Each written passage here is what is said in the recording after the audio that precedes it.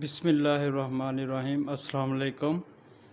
बवासीर खूनी हो या बादी, बवासीर की वजह से चलने में, उठने बैठने में तकलीफ़ होती हो या पखाना करने के बाद ज़्यादा तकलीफ़ बढ़ जाए, मज़ीद बेहतरीन आज़मूदा नुस्ख़ों के लिए आप अब्दुल्ला दवाखाना सूफियाबाद को लाइक करें, चैनल को सब्सक्राइब करें और बेल आइकन को ज़रूर क्लिक करें।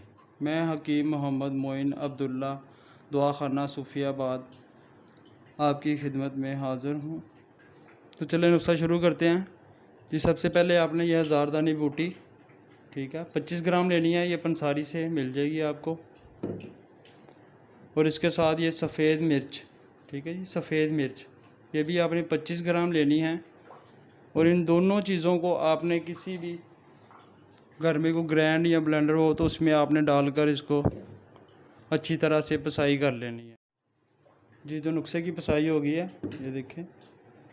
ये 25 ग्राम हज़ारदानी बूटी और 25 ग्राम सफ़ेद मिर्च, ये दोनों आपने मिक्स कर लेनी है। इसकी मिक़दार मैं अभी आपको बताता हूँ। अगर आपको बवासीर के मसे और मोके हैं और मसे और मोके फूल जाते हैं और उसकी वजह से बहुत ज़्यादा तकलीफ़ होती है, तो आप इसी वीडियो के डिस्क्रिप्शन में आपको वीडियोस का लिंक मिल जाएगा, ठीक है। और अब आपको इसकी मैं मिक़दार बता देता हूँ कितना आपने इसको इस्तेमाल करना है। आपने 0 साइज़ के कैप्सूल लेने हैं और 0 साइज़ के कैप्सूल आपने ये भर लेने इस तरह। ये देखें, ये 0 साइज़ के कैप्सूल आपने अच्छी तरह से भर लेने हैं। और एक कैप्सूल सुबह नाश्ते के 1 घंटे के बाद पानी के साथ, और एक कैप्सूल रात को सोते वक्त वो भी पानी के साथ इस्तेमाल करें, और पानी ज़्यादा इस्तेमाल करें। और इसके साथ परहेज़ आपको गर्म अशिया का परहेज़ करना पड़ेगा, ठीक है जी।